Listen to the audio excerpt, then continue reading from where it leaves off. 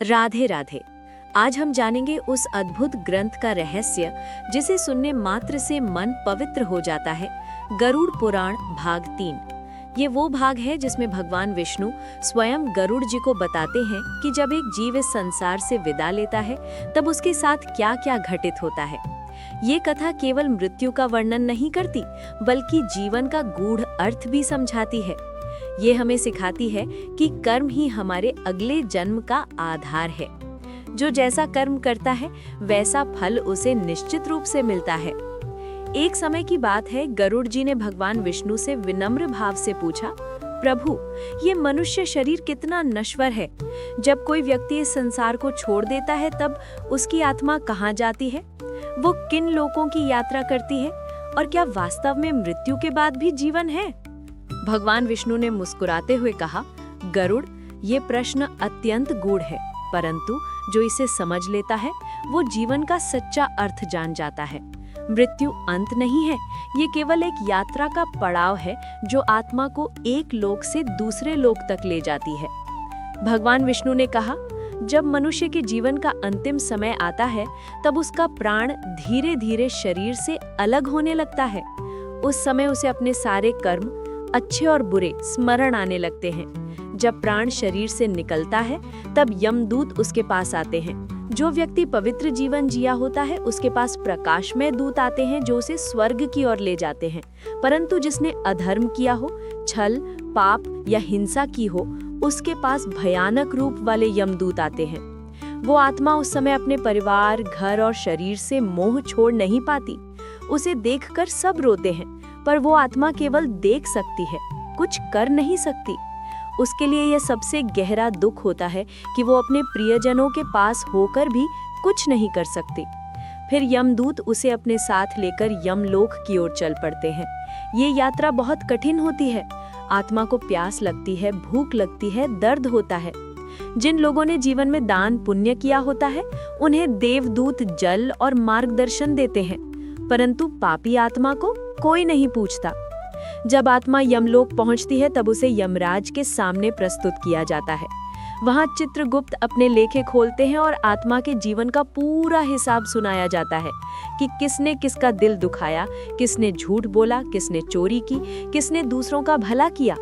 हर कर्म का लेखा मौजूद होता है। यमराज किसी से पक्षपात नहीं करते, केवल न्याय करते हैं। भगवान विष्णु कहते हैं, गरुड़, जब किसी के कर्म अच्छे होते हैं उसे स्वर्ग भेजा जाता है, लेकिन जिसने अधर्म किया हो उसे नरक लोकों में भेजा जाता है जहां वो अपने कर्मों का फल भोगता है। तब गरुड़ जी ने पूछा, प्रभु, वो नरक कैसा होता है?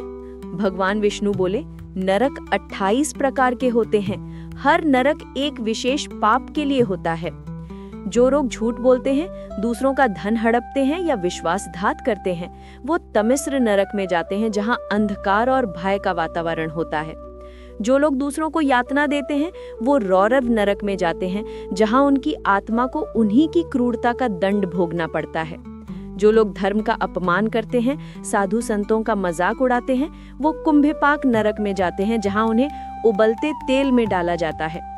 जो लोग माता पिता का अपमान करते हैं उन्हें अंधकूप नरक में फेंका जाता है जहां वो अंधेरे में गिरते रहते हैं। हर नरक आत्मा को ये सिखाता है कि कर्मों का परिणाम अवश्य भुगतना पड़ता है। ये ईश्वर का दंड नहीं है बल्कि आत्मा की शुद्धि की प्रक्रिया होती है। जब तक वो अपने कर्मों का प्रायश्चित नहीं करती तब तक उसे मुक्ति नहीं मिलती। भगवान विष्णु आगे कहते हैं, परंतु गरुड़, जो जीव भक्ति करता है, सत्य के मार्ग पर चलता है, दूसरों की सेवा करता है और भगवान का नाम लेता है, उसे न नरक का भय होता है न मृत्यु का। ऐसा व्यक्ति जब शरीर त्यागता है तो उसे यमदूत नहीं बल्कि दिव्य रूप वाले विष्णु दूत लेने आते हैं। वे उस आत्मा को पुष्पों की सुवासित राह से विष्णु लोक तक ले जाते हैं जहां आनंद ही आनंद है। विष्णु जी ने कहा, गरुड़, ये संसार एक माया का खेल है। जो लोग धन, नाम और अहंकार में डूब जाते हैं वो बार बार जन्म मरण के चक्कर में फंसते हैं, लेकिन जो प्रेम, करुणा और भक्ति में डूब जाता है उसे मोक्ष मिल जाता है। भगवान ने यह भी बताया कि जीवन में दान, सत्य और क्षमा सबसे श्रेष्ठ गुण हैं। जो हर दिन किसी न किसी जीव का भला करता है वो अपने पापों को धीरे धीरे मिटाता है। इसलिए कहा गया है कि जो व्यक्ति गरुड़ पुराण सुनता या पढ़ता है, उसके पितरों को शांति मिलती है और उसके घर में सुख समृद्धि बनी रहती है। गरुड़ पुराण भाग 3 केवल मृत्यु के बाद की यात्रा का वर्णन नहीं है। ये हमें ये सिखाती है कि जीवन में ही हमें अपने कर्म सुधारने चाहिए, क्योंकि जब शरीर मिट जाता है तब केवल कर्म ही आत्मा के साथ जाते हैं। धन, परिवार, नाम कुछ नहीं, केवल हमारे कर्म ही हमें स्वर्ग या नरक का रास्ता दिखाते हैं। इसलिए भगवान विष्णु कहते हैं, गरुड़ मनुष्य को चाहिए कि वो हर दिन भगवान का स्मरण करे, दूसरों को दुख ना दे, माता पिता और गुरु का आदर करे और सच्चे दिल से भक्ति करे। तभी वो मृत्यु के बाद भय मुक्त होकर प्रकाश लोक की ओर बढ़ेगा। अंत में गरुड़ जी ने फोल्डेड हैंड्स से कहा, प्रभु आपने जो ज्ञान दिया वो केवल मृत्यु का रहस्य नहीं बल्कि जीवन का भी सत्य है। जो इस कथा को सुनेगा वो निश्चित रूप से अपने भीतर के अंधकार को मिटा देगा। भगवान विष्णु ने कहा, गरुड़ यही मेरा संदेश है, सत्य बोलो, भक्ति करो और दूसरों का कल्याण करो, यही मोक्ष का मार्ग है। राधे राधे। ये गरुड़ पुराण भाग 3 की कथा हमें ये सिखाती है कि मृत्यु से डरना नहीं चाहिए, बल्कि उसे जीवन के एक नए अध्याय की तरह स्वीकार करना चाहिए। जब तक शरीर है तब तक अच्छे कर्म करना ही सच्ची पूजा है, और जब हम भक्ति में डूबे रहते हैं तब हमें ना पाप का भय रहता है ना मृत्यु का। जो इस कथा को श्रवण करता है उसके पितरों को मोक्ष प्राप्त होता है और उसके जीवन में सदैव सुख शांति बनी रहती है।